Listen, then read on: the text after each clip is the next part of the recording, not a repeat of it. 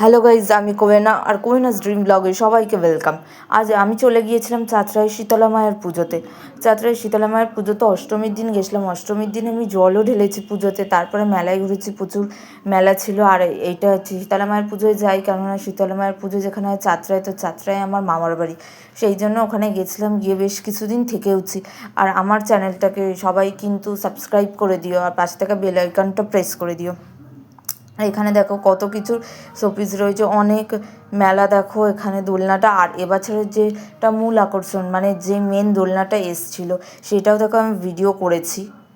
সেই দোলনাটারও আমি ভিডিও করছিলাম।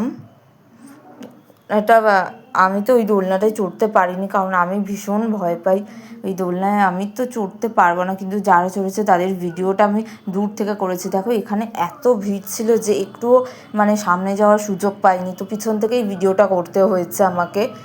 এই যে এইটাই হচ্ছে সেই দোলনাটা। উফ, কি মারাত্মক! আমার তো দেখেই ওখানে দাঁড়িয়ে দাঁড়িয়ে ভয় লাগছিল। আর সবাই যে চাপছিল কী করে, সেটাই তো আমি জাস্ট ভাবছিলাম। অসম্ভব, জাস্ট আমার পক্ষে তো সম্ভব না। আর এই যে দেখো এইখানে এই দাদার ফুচকাটা ভীষণ টেস্টি ফুচকা। এই দাদা আবার 10 টাকায় 4টে করে ফুচকা দিচ্ছিলো, জানো, 20 টাকায় 8টা ফুচকা দিচ্ছিলো। আর বিশাল বড় বড় কুড়মুড়ে একদম টেস্টি ফুচকা, মুখে দিলেই মিলিয়ে যাচ্ছে।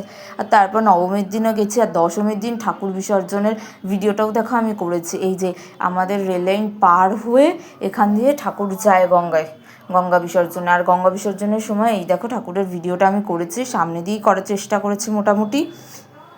প্রচুর লোক, লাখ লাখ লোক হয় এই মানে বিসর্জনের সময়। ভিডিওটা দেখো প্রচুর লোক আছে সামনে, এদিক ওদিক মায়ের একদম বিসর্জনের সাজ। মোটামুটি বিসর্জনের জন্য বেরায়, মানে আমি যখন দেখেছি মোটামুটি 11:30 বাজে। বিসর্জন হতে হতে ওই 1:30-2 মতন বেজেছে রাতে।